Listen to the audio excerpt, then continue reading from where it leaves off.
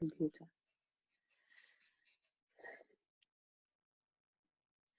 Good morning.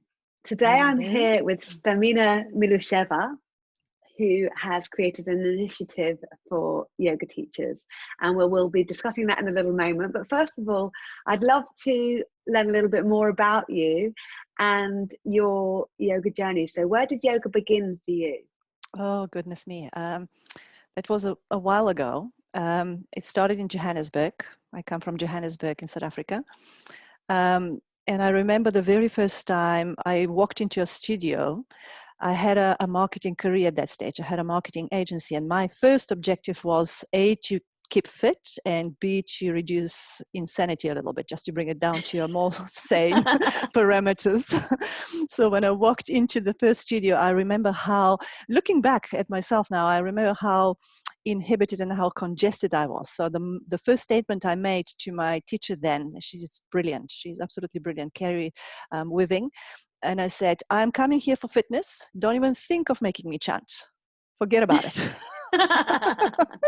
Let me tell you, Julia, I rock the chants now like a pro. So it started from there. And one of the next questions I've asked her, because I was coming from a business background, I was coming from a marketing background. And my next question was, okay, so how long is it going to take for me to start earning the same kind of income? And she started laughing. She started laughing at me. She said, I've been in the business now for about 10 years, and I haven't even remotely reached the income that you're earning as a marketing executive. Nonetheless, this didn't make me give up on the holiday. It was something very special. It was something that I can't put in words, but some kind of a connection that, despite all the challenges, despite all the difficulties, it's just kept me going and kept me going. And through the years, I've built the first studio. It got a little too small. Then I took another bigger studio, a commercial studio. And all the time, I had moments where I was saying, I'm giving up. I'm going back to marketing. This is not enough. This is not what I want to do. I'm sick and tired of struggling here. And every time it was like the universe coming with a big smack and saying, it's not going to happen as you wish. It's going to happen as I say.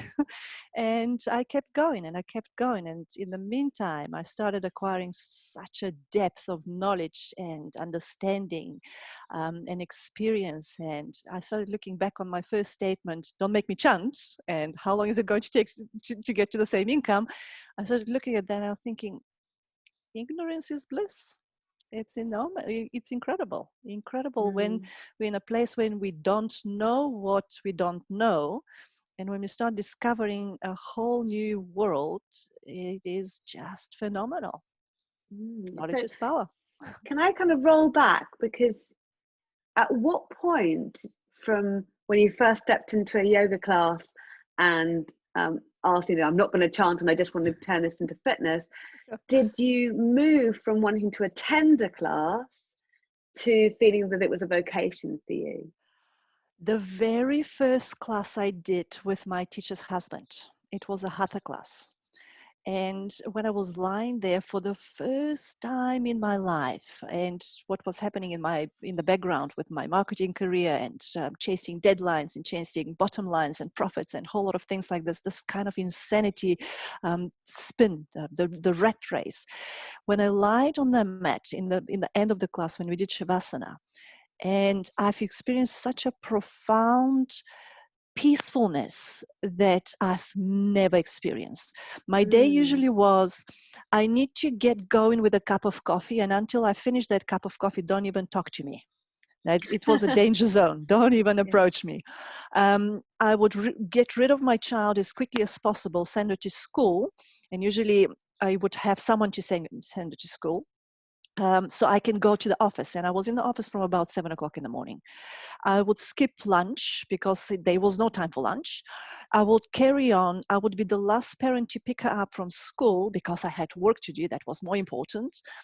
I would take her home quickly, some kind of a takeaway, just again to get her out of the way, and eventually to get back into the home office this time and continue there.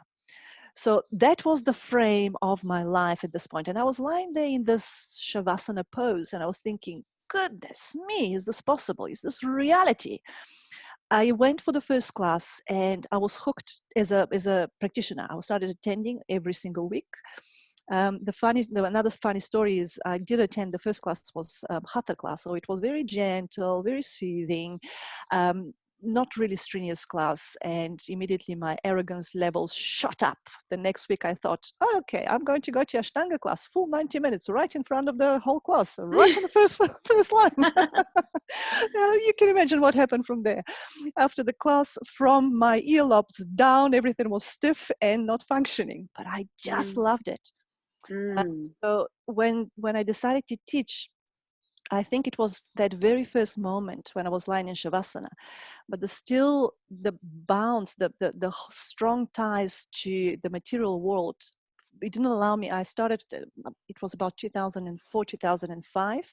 I only did my first teacher training in Ashtanga 2007, so that's about 2-3 years later. It took me about 2-3 years to realize that this is it. This is what I need to do, and I need to get rid of the mental baggage and the holds that, okay, well, how are we going to do this? So yeah, that was the short to where it is now. And from there, it's been studying. It's been constantly. About 2 years after I graduated, I went into a complete social isolation. Not complete isolation, I was still out and about and meeting people, but I immersed for 8 years completely into the studying and into the practice. I stopped any social interactions. Just the bare minimum, literally the bare minimum. So it was very much a withdrawal of society, living in a very commercialized, very fast-paced urban environment as Johannesburg. To do something like that, it wasn't very easy. But 8 years I dedicated entirely to dig deeper, firstly within myself, and to see this whole transformation happening, and then reading as much, every single book that could cross my path. It was eaten from the beginning to the end. And the constant practices, meditations, constantly on the mat. It's never ending for a yoga teacher. It's never ending. Yeah, I think once you're bitten by the bug, it continues to bite. Absolutely. So what does your yoga practice look like today? Coming from the discipline of Ashtanga, within the first few years, it was strictly Ashtanga 6 days a week. So that was non-negotiable. And 90 minutes every single day, early in the morning, usually starting about 6:30 in the morning. With the years, I kind of softened up a bit. My practice is still very strong. It's a strong vinyasa. I still do 1 or 2 Ashtanga classes a week, but I'm exploring more the philosophy of our practice. Why are we on the mat? Is it just for toning? No chanting? Or is it way more than that? And as I progressed as a practitioner, as I progressed as a teacher, as I progressed as a human being and started maturing a little bit more, I started looking for more depth, and that depth in the poses. So I still do the constant 6-7 practices a week. That's not negotiable. And my personal belief is, if you're a yoga teacher, that's not negotiable. You've got to be on the mat every single day, and you've got to lead from example. You've got to read all the time, and that's how you enrich yourself, and that's how you enrich your people that trust you. So mostly I do vinyasa, but I go with the feel. I go with what my body feels today. Your example today of your class, thank you so much. Your class was absolutely fantastic. I really enjoyed it so much. Thank you. I'm glad you enjoyed it. I loved it. So you gave that example of, and you ask every single one of us, what season do you feel today? My goodness, do you allow me to steal this? I love it. Yeah. I don't think anything's stealing in yoga. I think everything's there for us to share with each other. Absolutely. Oh, it was perfect. But it brings you to awareness. You managed to bring us all in awareness in what season, how we feel today. And I think my practice resonates pretty much that. Okay, obviously I've got the compulsory when I'm working on a particular module that I have to present to my students. I take the time to prepare that module and starts from the mat before I present to the students. But in general, I try to apply that principle that you communicated today. How do I feel today? What is it that I need to reach and to feel and to explore and to experience today? Mm, Oh, thank you for that. And I'm really glad that you enjoyed the seasonal aspect of the class this morning. I wanted to ask you, so very, very early on, you felt a call to share the practice that you were learning. And it took 3 years before that started to manifest. Mm. When did you move from sharing your practice with students or with clients to feeling moved to teaching other people how to step up and become teachers themselves? The first 3 years, I felt it was necessary for me to face and resolve my own Louis Vuittons. So we all have baggage. So I had to deal with reorganize my own Louis Vuittons. And I didn't feel within the first 3 years that I had the right to step on the mat and teach anybody anything. I felt I need to first come right, understand what's going on in my own life, in my own progress. And when I'm a few steps ahead, then only I can open the doors and say, right, I'm going to teach students now. After that, I was teaching probably for, when did I start training teachers? It must have taken another at least 5 years. At least 5 years before I started. And it was very much, I was approached by some of my students, please, can you teach? Please, can you teach? I started very tentatively, as although I already had about 7 or 8 years on the mat, I wasn't sure if I was ready from my own wisdom and maturity level to communicate down to people who are supposed to be spiritual leaders to other people. So it took me about 5 years before I started with 1 and then 2. And the confidence started growing gradually, and I developed my own material. I developed my own manual. I was very, very, very fortunate to work and to study with a Swami Yogasaga. He's from the lineage of Satyananda. And when I gathered enough material for myself to understand first, then I started passing that knowledge down to people who wanted to be teachers. And initially it was in my studios. I've opened, in the process, I've opened about 4 studios in Johannesburg, and every single time I placed teachers that I've worked with. Either they were trained somewhere else and I mentored them before they stepped into my studios to teach, or I trained them from scratch up to the point where they were teaching. And I started teaching teachers here now as well. My non-negotiable criteria are, you've got to be on the mat every single day. You have to practice, and you have to continue learning and reading, and that's not negotiable. You fail that, you've got to step off the mat, you've got to step off the studio floor, and you've got to become a student again. You cannot transfer knowledge unless you are a number of steps ahead of anybody else. Oh, well, thank you for giving us a picture of that.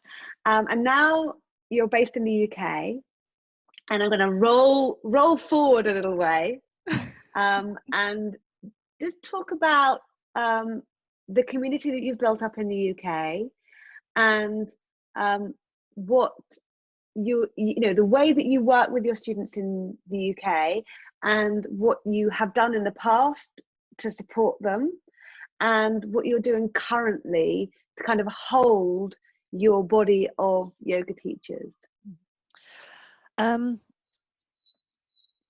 When I mentioned to you about my marketing days, that was a very cynical time in my mind.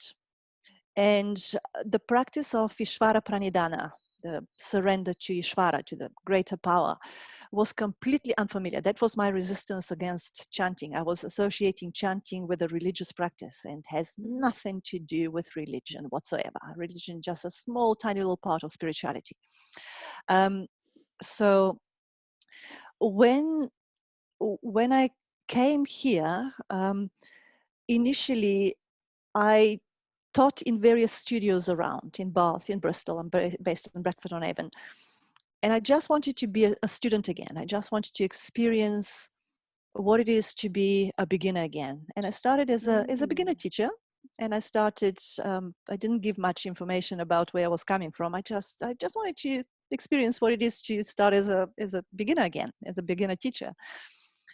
And slowly, slowly, the universe has its way. And I strongly believe that our lives are a combination between destiny and universal power and free will. So we do have the free will to choose where we're going and what we're doing, but there's a bigger stream, baseline, the universal power that guides us where we're supposed to be. That's our dharma, our purpose. So I started initially teaching in various studios, and only later, about a year later, my personal life, twisted and turned in such a direction that I was brought back again to where I was supposed to be. So I remember the very first little advertising. Bradford-on-Avon is a very tiny little space. So to find our yoga studio in Bradford-on-Avon is pretty much a miracle. I'll seek you out. So I saw this little advertisement, the Masons were offering space in their hall.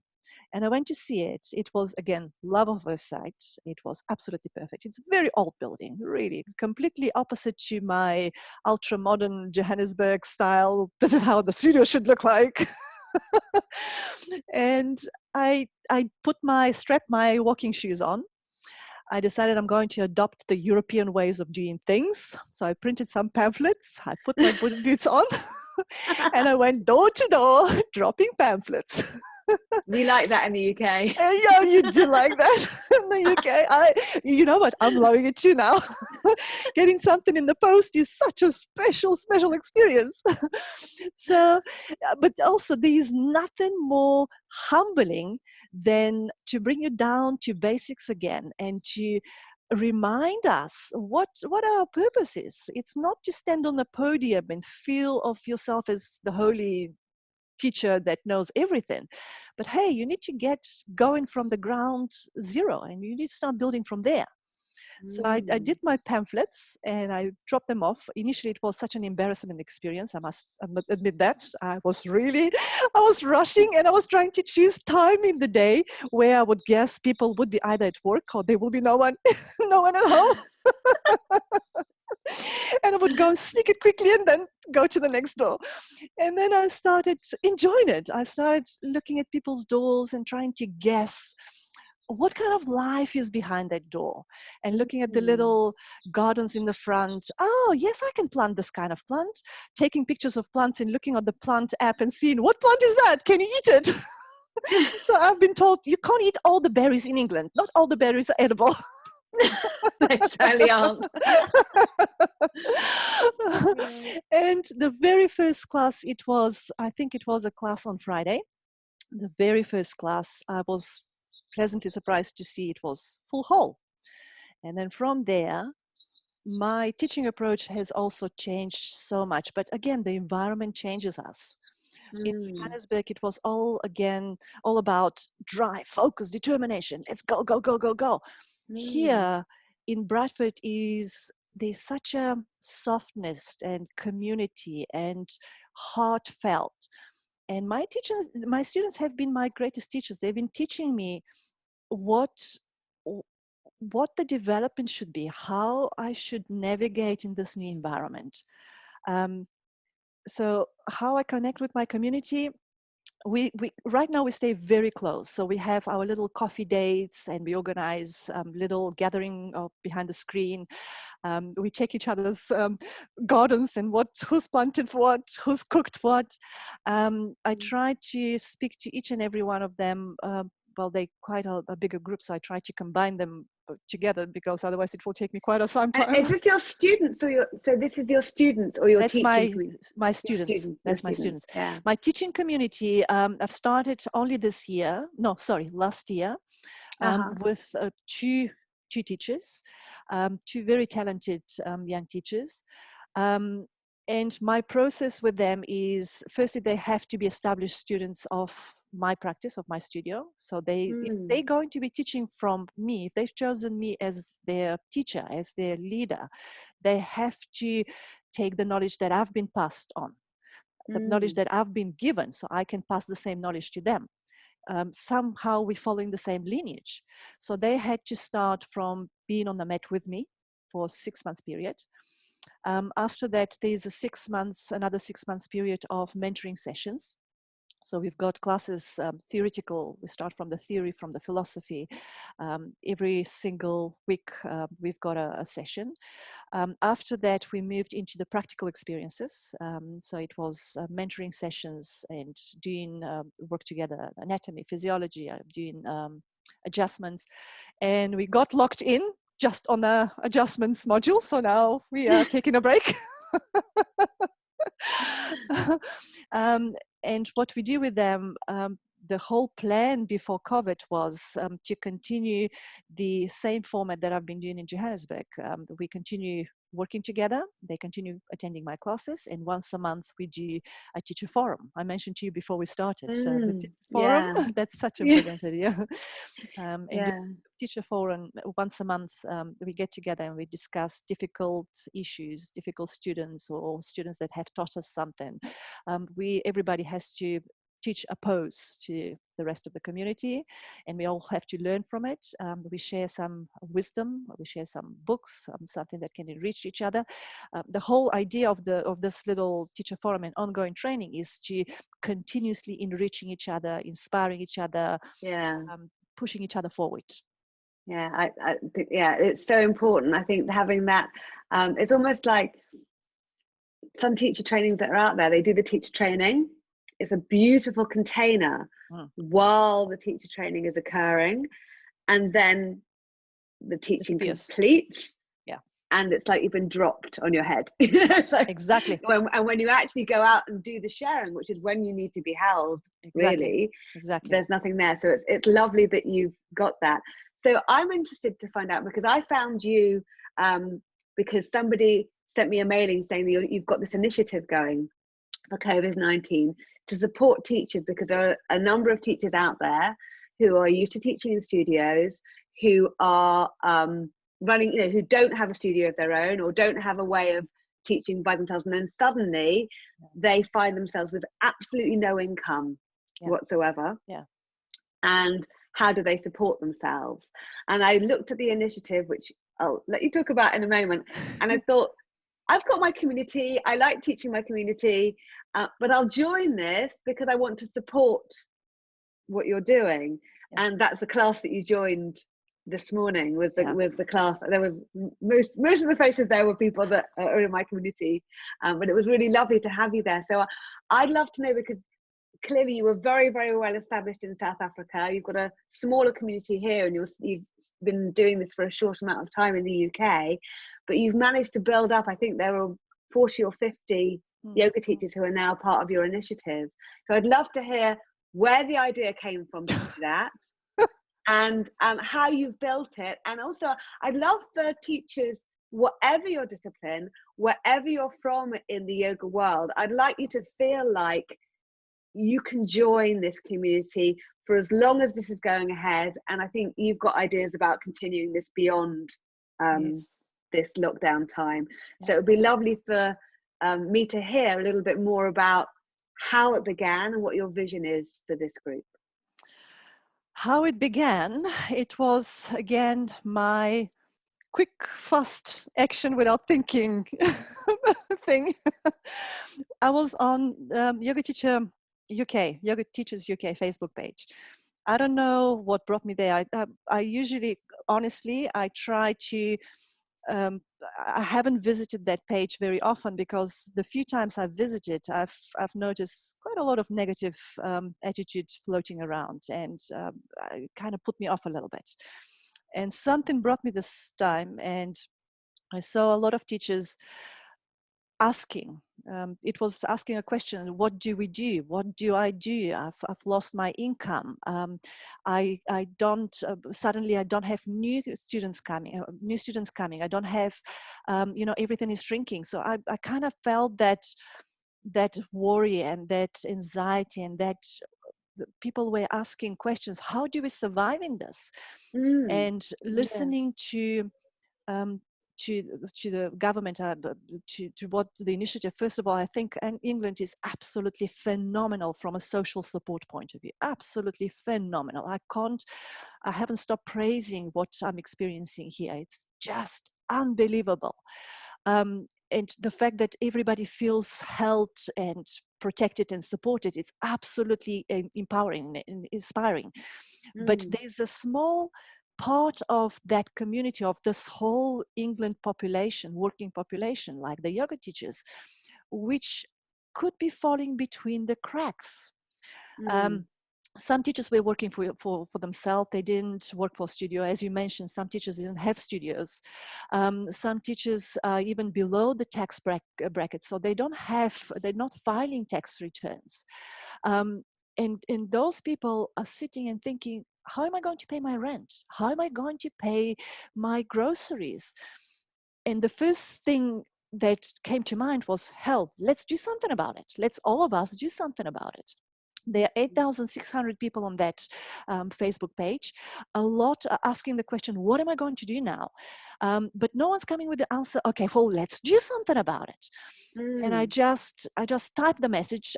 Quite honestly, I didn't think it through. I'll be very honest with you. I didn't know. I didn't know what will Sometimes happen. it's the best way. If you think it through, you think, I won't do it. Like, just do it. Let's just do something about it. I didn't realize there was so much admin for me to handle on top of my work. Yeah. And I typed the message and I said, listen, if we get together, let's practice what yoga is. Yoga is UG, unite. So if we unite together, if we form a big enough group, and we all commit to a minimum contribution, let's all of us come with £10 once a month, attend a class of another teacher. If we can gather 10 people attending one teacher's class, or 20 people attending one teacher's class, that already makes a difference to that one teacher. And if you're contributing £10, you will have another 10 people contributing £10 in your class as well. So the power of collective uniting, the power of being all together is so much stronger than fighting on our own. But the money side is not the only side that's starting to flow. We're starting to flow an energy of encouragement, of inspiration, energy of you're not alone. We're all together. And if we unite together, we will bring that flow. And also, I mentioned in the beginning that I do believe in the energy. I do believe in the flow of energy. So if we untap that income coming to that particular teacher that's struggling, suddenly the universe will turn around and it will bring more and more flowing into that direction. And Mm. that's how it started. So right now it's rolling more and more and more teachers, which is fantastic. We need critical mass. We definitely need more to join. We're trying to organize one class per teacher in 4-week cycle. So that will give everybody an income once a month, which is, even if you earn £100 or £50 or £200, it's something. It makes a difference. Mentally, it makes a difference psychologically. And as the groups grow, hopefully we'll get more and more and more joining the whole project. And yes, I would like to see it beyond that. I would like to see it after we out of lockdown, we can choose a common location somewhere in the middle of England, and we can all flog in and give each other big hugs and say, we Mm. survived. Yeah. Yeah. Yeah. I love it. And what I'm feeling from you is, when you've told me your story, you started off by talking about your life as a marketing manager, and how you worked extremely hard and you gave yourself very, very long days. And then you talked about yourself as a yoga practitioner and your dedication to daily mat practice and to reading and to educating. So I can feel a really strong drive, a really strong energy, a real power in who you are and how you live your life. So the fact that you thought of this initiative, started before you thought, thank goodness you started before you thought you thought about it. And with the background that you have, that says to me, here is a woman who is powerful, who's got the capabilities of supporting this enterprise and of holding this space for these teachers. So I would, the bravery that you've had without thinking about it to begin this initiative is really fantastic. It's made me want to speak to you. It's made me want to feel like I'd like to be part of this. I kind of felt the energy of it. Like, yeah, this is great. I want to do this. So I would encourage any and every teacher to be part of this. So if you're feeling nervous because you've never taught a Zoom class before, or you think only 2 people are going to come, or whatever reason you've got for saying no, put that on the back burner. Say yes. It's an hour of your time. It's an hour and a half of your time. And also, another thing that I love is during this time, you might have an opportunity to sit virtually in a yoga class with somebody that you've never met before, that you've never experienced before. And sometimes that experience might be supporting a teacher who is really new to the practice and allowing them to feel more confident about their teaching. Or you might think, oh, I usually do vinyasa flow. I'm going to have a go at restorative, or whatever the other option is that it's around. So it might give you an experience of something that opens your eyes to something different.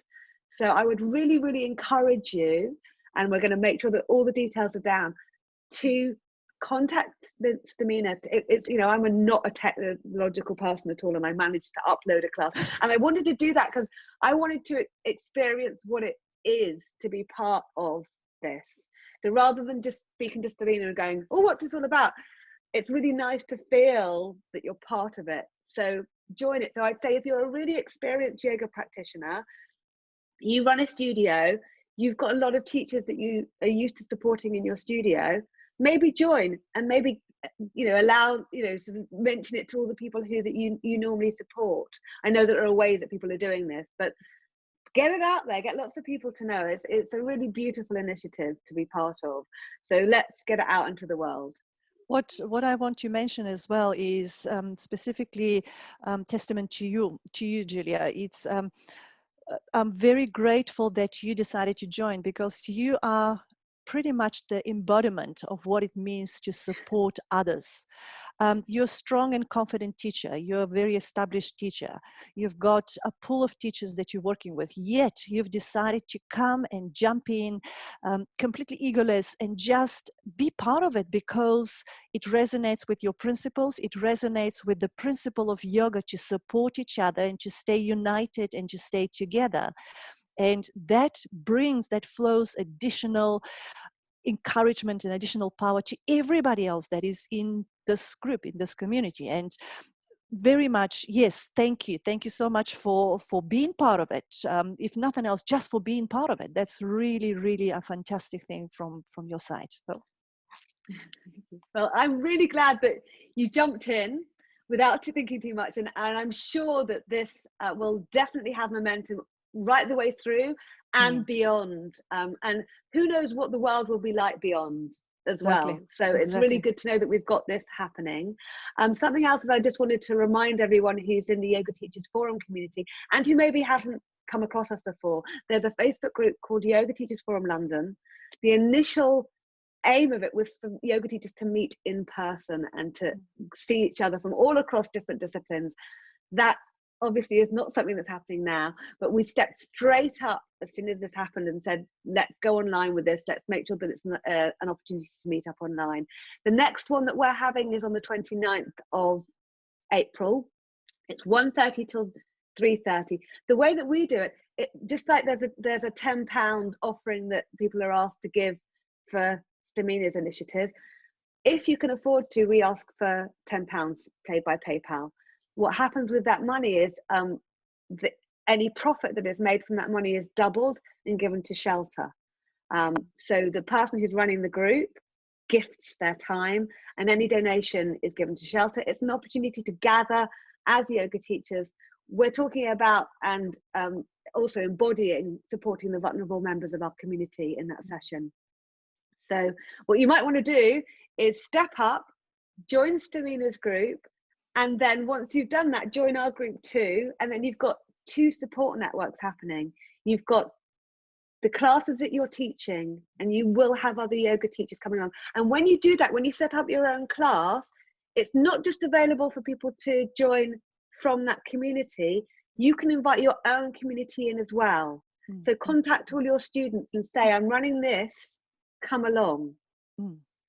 Then you're supporting the yoga community by attending other people's classes. That's a key aspect of Stamina's initiative, that you are teaching your class, but you're also giving yourself to that community.